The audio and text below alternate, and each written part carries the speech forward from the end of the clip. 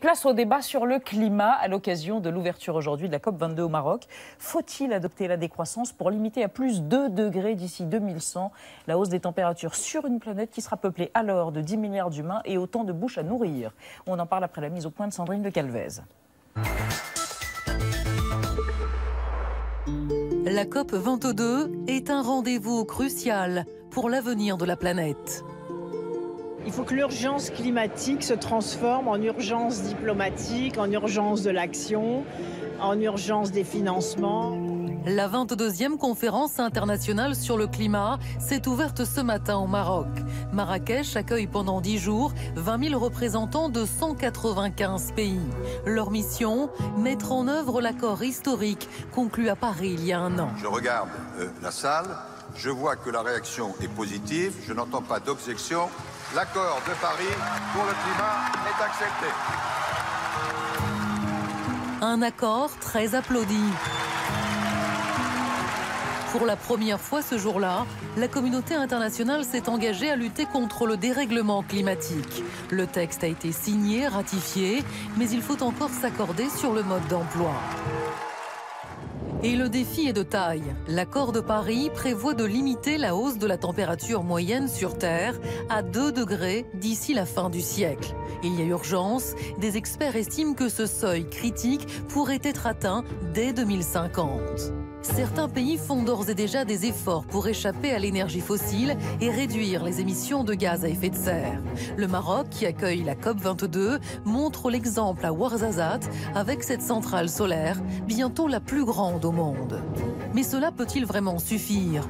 Pour certains, la lutte contre le réchauffement climatique n'est pas compatible avec le progrès économique, notamment dans les pays émergents. Alors pour sauver la planète, faut-il renoncer à la croissance? Alors, on va voir quel est votre point de vue à tous les trois. J'imagine qu'il sera un peu tranché. Nous verrons. Monsieur Canfin, Pascal Canfin, bonsoir. Vous êtes directeur général de WWF France. Vous êtes ancien ministre du Développement et vous considérez que toute la question n'est pas dans la quantité de croissance qu'il s'agirait de garder ou éventuellement de faire décroître, mais dans la qualité de cette croissance. Il faut renoncer au PIB actuel qui ne mesure pas les enjeux environnementaux. À côté de vous, Jean de Kervasdoué, bonsoir. Vous êtes économiste. Vous avez fait paraître chez Robert Laffont ce pamphlet, on va appeler ça comme ça. Il croit que la nature est bonne. Oh, pardon, c'est un essai un peu... C'est un essai. Bon, c'est un essai. Très bien, il croit que la nature est bonne, l'écologie, l'agriculture, l'alimentation, pour arrêter de dire n'importe quoi et de croire n'importe qui. Selon vous, si on était sérieux sur le plan écologique, tout le monde serait pour le nucléaire, l'énergie de loin la moins polluante, qui ne rejette pratiquement pas de gaz à effet de serre. Et enfin, Laure Noila, bonsoir, vous êtes journaliste spécialiste de l'environnement. Vous considérez que la catastrophe est promise, elle est écrite, elle arrive, car le système ne change pas, les discours sont plus que jamais vains, les engagements pris par les uns et par les autres n'étant pas contraignants. Alors, c'est clair. Une question en 28 secondes, Nadia? Oui, une question de téléspectatrice. Beaucoup d'entreprises redorent leur image en pratiquant le greenwashing. Cette technique marketing fait-elle vraiment vendre? Laure Noila, il y a effectivement beaucoup d'entreprises qui sont très polluantes et qui se sont rachetées une image un peu verte en devenant sponsor de la COP21. Est-ce qu'il y a le même phénomène cette année à Marrakech? D'abord, beaucoup moins parce que la COP22 est beaucoup moins couverte d'un point de vue médiatique. Mais de toute façon, on retrouve depuis une vingtaine d'années maintenant le même phénomène. C'est-à-dire que le vert fait vendre, il suffit de repeindre en vert des intentions. Le développement durable, qui est un oxymore quand même. Quel développement peut être durable? On peut parler de développement soutenable à la limite, mais tout ça, ça fait vendre, c'est intéressant. Donc pourquoi changer une martingale? Bon, alors on va, Claude, avec vous et avec le chiffre du jour, essayer de comprendre, mais très brièvement, par rapport à la suite du débat, ce que sont ces COP, à quoi elles servent et où on en est avec la COP 22. Conférence des partis. Ouais. Alors, notre chiffre de jour signifie que le monde est sauvé. Si je me réfère aux larmes de Laurent Fabius, il y a presque un an. Chiffre du jour 97, comme le nombre de pays représentant pratiquement 70% des émissions mondiales de gaz à effet de serre qui ont ratifié l'accord de Paris. Alléluia, nous sommes sauvés. Question pour vous, monsieur le ministre, puisqu'on reste toujours ministre, Pascal Canfin. Il y a quand même des États qui n'ont pas ratifié. Le Royaume-Uni, la Russie, est-ce que c'est embêtant. Qu'est-ce que ça signifie politiquement, ces États qui n'y sont pas allés à la ratification? À ce stade, ce n'est pas embêtant dans la mesure où les États ont un an entre avril 2016 et avril 2017 pour ratifier. Et la réalité, c'est que vous avez cité les chiffres. D'ores et déjà, on a dépassé les seuils légaux qui étaient ceux qui étaient nécessaires pour l'entrée en vigueur de l'accord de Paris. Donc c'est quand même dans l'histoire l'accord international qui aura été ratifié le plus rapidement. Donc c'est plutôt une dynamique positive. L'enjeu, c'est de se dire que, puisque dans les chiffres que vous avez évoqués, il y a le fameux 2 degrés dans le reportage il y a quelques minutes, l'accord de Paris en lui-même n'est pas suffisant, c'est l'ONU qui le dit, pour garantir le respect de cette limite fixée par les scientifiques. Et donc, il faut aller plus vite et plus loin que l'accord de Paris. C'est tout l'enjeu de la COP22. Je vous arrête un instant. Oui. Tout le monde, certainement nous y compris, avons expliqué au moment de la conférence de Paris que ça y est, on y était. Moins d'un an après, vous me dites, c'est la longue marche. Ah non, on n'y est pas. Ce pourquoi Laurent Fabius a pleuré était insuffisant. Qu'est-ce que je fais de ça, alors, Noël ? En matière de lutte contre les changements climatiques, si c'était un marathon, la lutte contre les changements climatiques, on aurait fait les 500 premiers mètres. Je ne sais pas qui a considéré qu'on était bientôt sur la ligne d'arrivée. On n'est même pas sûr, d'ailleurs, qu'il y a une ligne d'arrivée. On est donc dans la bonne direction. Il va falloir suer sang et eau avant de fournir un effort conséquent pour arriver ne serait-ce qu'à la moitié du parcours. C'est ça qu'il faut comprendre. Je ne sais pas qui a dit qu'on était arrivé un point de départ. à l'accord. À peu près tout le monde, et en tout cas les princes qui nous gouvernent. Jean Carvasdoué. Attendez, je vois votre voisin, il est marmoré, hein, et il n'en pense pas moins. Est-ce que vous voulez bien nous donner votre sentiment sur ces enjeux et l'insuffisance je pense qu'il est très bon et souhaitable que les pays se voient sur ce sujet. Je pense que la COP21 était un succès pour la France. Et je pense un succès diplomatique. Oui, succès diplomatique. Et je pense que la COP22... tout ça c'est très bien, très souhaitable, mais plusieurs choses. Il ne faut pas confondre les croyances et les vérités. C'est-à-dire que pour l'instant, comme vous le savez, la politique est menée en France, alors je parle, et en Europe. Non, mais c'est très important parce que si vous voulez, tout ça, il y a de la fumée et de la fumée idéologique de mes deux voisins. Attends, terminé. Terminé, et les émetteurs de fumée vous répondront. Non, toujours est-il que la politique d'énergie renouvelable menée par l'Allemagne contribue à une croissance des rejets de gaz à effet de serre et la construction de centrales au charbon. Que ce matin, j'entendais sur une radio... C'est le charbon qui remplace le nucléaire en Allemagne, pour être... C'est-à-dire que... Attendez. Écoutez, c'est très facile, tout ça est très facile à vérifier. Ah oui, justement. Tout ça est très facile à vérifier. En France, par kilowatt, nous rejetons 15 grammes de CO2. Les Allemands, 500, donc un demi-kilo, et la moyenne européenne, c'est 325. Donc quand on essaye de dire à la France qu'il faut copier l'Allemagne, c'est vraiment un scandale. L'électricité en Allemagne coûte beaucoup plus cher qu'en France. Jean Carvasdoué, je suis désolé, je connais, et on respecte tous autres combats, mais si on entre dans une polémique sur la France et l'Allemagne, on ne va pas y arriver. La question qui est globale pour les gens qui nous regardent, c'est est-ce que la lutte contre le réchauffement climatique, et là vous en êtes tous les trois d'accord, se fera ou pas sans douleur pour nous, les citoyens et les gens? Est-ce que notre mode de vie sera entamé et si oui, de quelle manière? Elle ne se fera pas. Elle ne se fera pas. C'est-à-dire que, si vous voulez, selon l'agence de l'ONU de l'énergie, et non pas le GIEC, 82% de l'énergie mondiale, ce sont des gaz à effet de serre. Donc c'est soit du pétrole, soit du charbon, soit du gaz. Et on ne sait pas faire ça. Attendez, voilà. Et on ne sait pas faire ça. On pourra descendre, dans le meilleur des cas, à 74% si jamais on fait tout ce qui est recommandé, souhaité, on développe le photovoltaïque, l'éolien, etc., etc. Et par ailleurs, au lieu d'être 7 milliards d'habitants, on sera 9. Et la meilleure, la meilleure lutte contre la croissance de la population, c'est le développement économique. Alors, c'est le développement économique. Votre voisine n'est pas d'accord. On voit bien d'ailleurs que... Si, il a raison, c'est le développement économique. Or, votre voisine n'est pas d'accord sur ça. Aujourd'hui, est basé sur la croissance des énergies, enfin l'usage, cette croissance sort des énergies fossiles. Si on utilise tout ce qu'il y a dans le sous-sol en matière de gaz, de pétrole, de sable bitumineux, de charbon, etc., on active la friteuse, le micro-ondes du réchauffement climatique. C'est ça qu'on va faire. Or, il va falloir changer de croissance, on est bien d'accord. Mais même cette question de la croissance, c'est-à-dire une croissance décarbonée, c'est ce que fait la Chine, c'est ce que fait l'Inde. Ils décarbonent leur point de croissance beaucoup plus rapidement que nous. Décarbone, c'est de moins en moins utilisé de gaz à effet de serre. À point de PIB équivalent, en Chine, il y a 65... Ils construisent une centrale de charbon. Oui, tout de même, un point de PIB en Chine, c'est quand même 60% de CO2 en moins qu'ici. aussi, ne vous en déplaise. Nous aussi, on a des chiffres de notre côté. Et voilà, et c'est ça, c'est le changement de la croissance. Mais après, moi, en dessous, là, je pense qu'il y a effectivement une question. Vous évoquiez une croissance démographique, des croissances démographiques lors de En fait, si on veut revenir aux émissions de 2 degrés, 3 degrés, hein, soyons un petit peu honnêtes quand même, on va revenir à des émissions des années 80. Les années 80, on était 4 milliards à peu près. C'est la moitié de ce qu'on a aujourd'hui, et on va vers plutôt 9 ou 10 milliards bientôt. Qu'est-ce qu'il faut faire de plus alors aujourd'hui ? Eh ben, déjà, il va falloir que... Enfin, comment dire, c'est un truc hyper global. Il va falloir que ce soit au niveau personnel, au niveau individuel, au niveau systémique. Et effectivement, il faut laisser ce pétrole, ce charbon. Donc, il va falloir, vous le disiez, être un peu dans la douleur. Il va falloir aller dans une forme... Pascal Canfin, donc renoncer à un mode de vie et pénaliser des gens qui ont envie de vivre comme les pays riches. Ce genre de débat, mais comme on lance 50 sujets en même temps, on va pas... Justement, recentrons-nous. Restons sur un sujet, soit la démographie, soit l'Allemagne, soit la douleur. Alors, la douleur, non, pas l'Allemagne.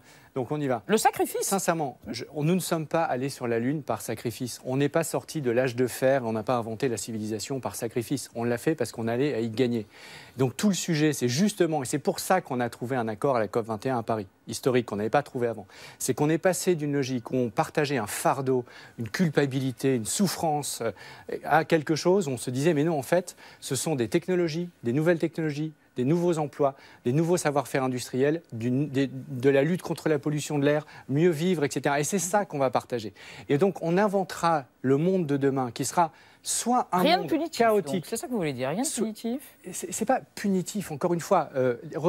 Des panneaux solaires qui sont aujourd'hui la technologie la moins chère par rapport à du pétrole, en quoi c'est punitif de mettre des panneaux solaires chez soi? En quoi c'est punitif de dire, tiens, la semaine prochaine, je vais manger moins de viande parce que 30% de nos émissions de gaz à effet de serre sont liées à notre alimentation? En quoi c'est punitif de dire, c'est bon pour ma santé de marcher 8000 pas par jour, donc après-demain, je ne vais pas prendre ma voiture, je vais aller travailler en marchant? C'est punitif pour l'économie de la viande. Il y a des gens qui vivent de cela. Bien sûr, donc ça s'appelle la transition. Et c'est pour ça que personne ne dit qu'on va le faire demain matin. C'est pour ça que nous plaidons pour un contrat de transition écologique qui permet de partir du point A au point B, non pas de rester scotché au point A, parce qu'on sait que ce modèle est insoutenable, qu'on a atteint les limites de la planète et qu'on soit de gauche, qu'on soit de droite, qu'on soit au nord, au sud, riche, pauvre, libéral, social-démocrate, etc.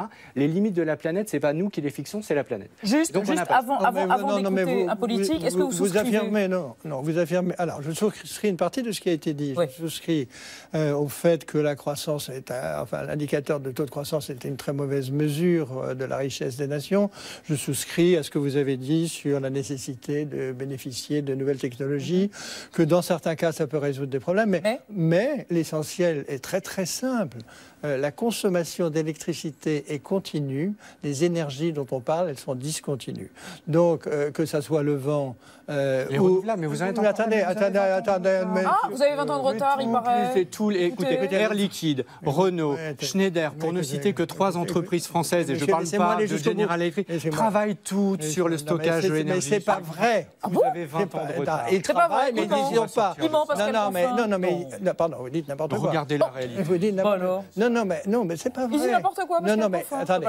Non, ce qui est vrai, c'est que de mon côté, avec votre permission, non, laissez-moi quand même. Avec votre permission, parce qu'il nous reste très peu de temps. Promis. On reviendra vers vous. Avec votre permission, et celle d'Elisabeth, après avoir parlé des gens qui sont dans le futur, parlons d'un homme qui est à l'Ouest et qui demain sera peut-être désigné par le corps électoral américain comme le prochain président des États-Unis. Donc Donald Trump, qui considérait il y a quelque temps que le réchauffement climatique était une invention chinoise pour abîmer les États-Unis. Écoutez-le même Donald Trump, il y a quelques mois, parler de cet accord de Paris. Cet accord de Paris donne à des bureaucrates étrangers le contrôle sur notre énergie et sur la façon dont nous l'utilisons ici en Amérique. Nous allons annuler l'accord de Paris sur le climat. C'est incroyable. Et arrêter tous les paiements d'impôts des États-Unis au programme des Nations Unies sur le climat. Donc si j'ai bien compris, l'accord de Paris n'est même pas encore mis en œuvre, qu'on sait déjà qu'il est insuffisant, Et si ça se trouve, les Américains vont nous le balancer à la poubelle demain. Franchement, c'est pas nouveau, c'est même pas le futur. Il se trouve qu'aux États-Unis, je suis désolée de le dire, mais le président n'a pas un grand pouvoir. Il ne peut rien faire sans avoir le Sénat et le Congrès derrière lui. Il se trouve qu'au Sénat, le président de la commission environnement s'appelle Jim Inhofe. C'est le plus grand et le plus virulent climato-sceptique que la Terre ait jamais porté. Il a écrit un magnifique livre qui s'appelle The Great Hoax. Donc je n'ai même pas besoin de Donald Trump pour penser que les États-Unis vont saboter ce qui se passe. Non, parce qu'en fait, vous avez un Américain sur 3 minimum qui est plus ou moins climato-sceptique. J'ai réalisé un documentaire sur le sujet l'année dernière. On se retrouve quand même au fin fond de l'Oklahoma avec Jim Inhofe, qui est donc le sénateur de cet État, qui s'amuse à faire des igloos avec ses petits-enfants l'hiver en disant c'est Claude Allègre puissance 1000, si vous voulez. En disant regardez, il fait froid, il y a de la neige, mais qu'est-ce qui nous emmerde? Ces gens-là, ils ne savent même pas où est la moitié du monde, de toute façon, quand on se trouve en Oklahoma. Je pense que la différence avec le débat européen, c'est qu'aux États-Unis, le débat climatique est extrêmement polarisé. Oui. Il n'y a aucun consensus national entre les démocrates et les républicains. Et au-delà de ça, il y a le centre du pays, qui d'ailleurs est républicain, qui est relativement climato-sceptique.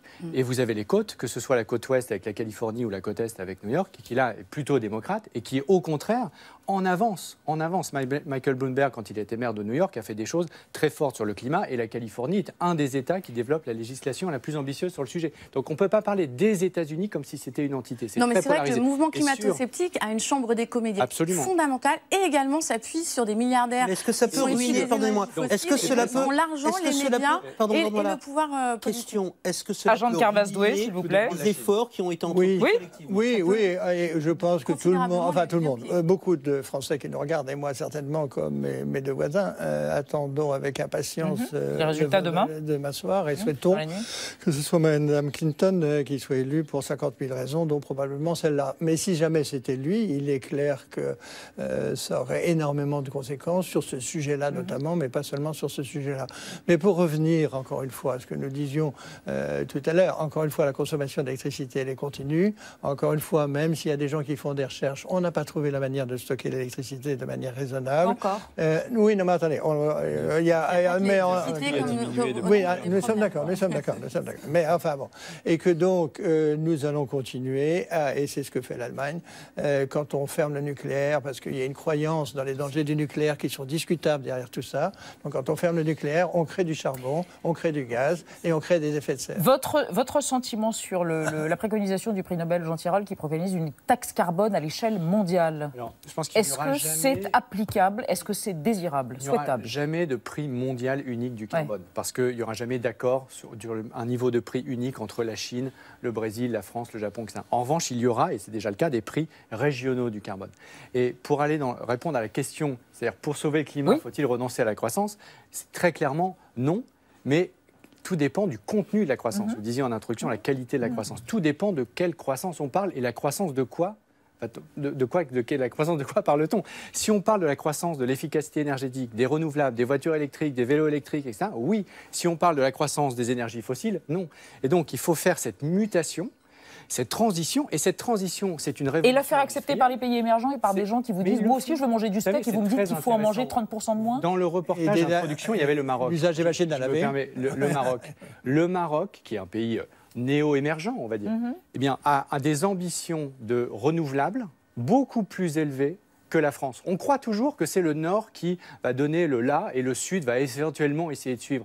C'est un peu paternaliste et néocolonialiste, excusez-moi de cette expression.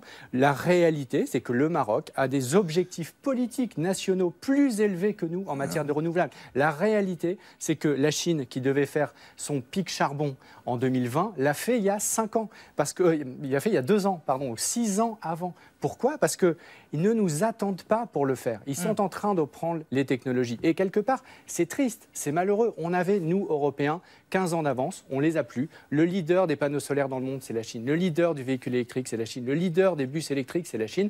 Donc, nous avons vendu les éoliennes françaises aux Américains, etc. Mais encore une fois, tout ceci est vrai, mais nous sommes très très loin des ordres de grandeur nécessaires. On parle de 2 ou 3%, ce que vous dites sur le Maroc. Attendez, laissez-moi, s'il vous plaît, je ne vous ai pas interrompu. Parce que moi, je dis pas de bêtises. Non. Excusez-moi, mais vos chiffres sont totalement... non, c'est pas. Encore une fois, ils ont du soleil au Maroc, mais ça restera aussi pour le Maroc. La consommation de base ne sera pas photovoltaïque, même s'ils ont des atouts dans ce domaine. Alors, attendez, on va revenir sur la taxe carbone et sur une promesse de François Hollande. Nadia ? Oui, sur la taxe charbon, c'était une promesse très ferme de François Hollande au moment de la COP21. Il avait annoncé que la production d'électricité à partir du charbon allait être plus fortement taxée. Et c'est une annonce qui vous avait particulièrement réjoui, Pascal Canfin. Vous l'aviez qualifiée à l'époque de bonne nouvelle qui permettra de sortir du marché les 5 centrales françaises à charbon. Alors, pas sûr que vous soyez toujours aussi enthousiaste aujourd'hui, parce que le gouvernement a enterré cette taxe sur le charbon. Et pourtant, c'est une taxe qui existe ailleurs. Il y a des pays beaucoup moins frileux que nous. Et en plus, ça marche, puisqu'il y a quelques temps, l'Angleterre a mis en place une taxe de 22,50 € la tonne de CO2. Et résultat, les centrales à charbon, elles ferment les unes après les autres, comme un symbole de cette fin d'une époque. La dernière mine de charbon britannique a fermé. Et puis surtout, ce qu'on a constaté, c'est que ça a boosté le gaz un peu, mais ça a également boosté le renouvelable, en particulier le solaire. Pour la première fois, il s'est passé quelque chose d'assez formidable. De juin à septembre, les panneaux solaires ont produit plus d'énergie que les centrales à charbon. Si ça marche, pourquoi est-ce qu'on ne le fait pas, Pascal Canfin, en France ? Ça, ce sont des vrais chiffres et merci de les rappeler. Les chiffres de l'AIE, l'Agence internationale de l'énergie, c'est que pour la première fois l'année dernière dans l'histoire, il y a eu plus de capacités renouvelables installées dans le monde entier que de capacités. Mais vous ne répondez pas à ma question. Non, je réponds parce que la réalité, c'est qu'on est en train de faire cette transition. Malheureusement, et on l'a dit avec Laure, nous n'allons pas assez vite. Et objectivement, les deux phénomènes sont vrais. On est en train de le faire. Encore une fois, l'année dernière, point de bascule, pour la première fois dans l'histoire, il y a plus de renouvelables installés dans le monde que de charbon. Donc, on le voit, c'est en train de se faire, mais ça ne va pas assez vite. Claude Skolovic, dernière question. Et la France, là, c'est déprimant de voir que, alors que le président de la République a pris cet engagement devant le monde entier en G20, il l'a rappelé en septembre, eh bien, on cale. Pourquoi ? Il y avait une menace sur l'emploi. Pourquoi ? Parce qu'il y a quelques centaines d'emplois menacés. 5 000 directs et indirects. Non, oui, mais calcul indirect, vous savez, ça dépend par quoi on les remplace. Donc, les sacrifices, c'est pas pour directs.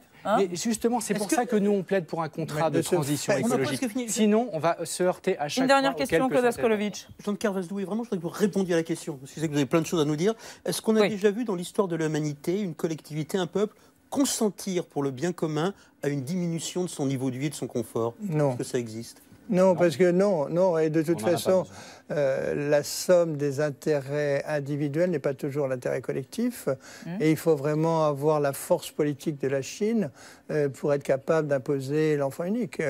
Et ça, malheureusement, il y a eu... Ce sera souhaitable ? Non, je n'ai pas dit ça. Non, mais c'est ce qu'a fait la Chine. D'un point de vue démographique ? D'un point de vue démographique, nous n'avons pas tous la même empreinte carbone, que ce soit à l'hémisphère nord, l'hémisphère sud. Je veux dire, l'empreinte carbone d'un Français, c'est à peu près l'empreinte carbone de 5-6 Africains. D'accord. Mais on pourrait éviter d'inciter à la surpopulation, si je peux me permettre ce barbarisme, parce que, regardez, il y a quelques années, Yves Cochet avait proposé qu'on supprime ministre les et député écologiste. Tout à fait. Pour le troisième enfant, en France. Familiale, au-delà du troisième enfant. Pourquoi ? Parce que le troisième enfant est l'enfant du changement d'échelle. C'est celui à cause ou grâce auquel on change de maison, on change de voiture. Si on stoppait ce genre de subvention à l'enfant, peut-être qu'on ferait un pas, nous, pour déjà... voilà. En tout cas, une conclusion en guise de provocation, peut-être. En tout cas, merci à tous les trois.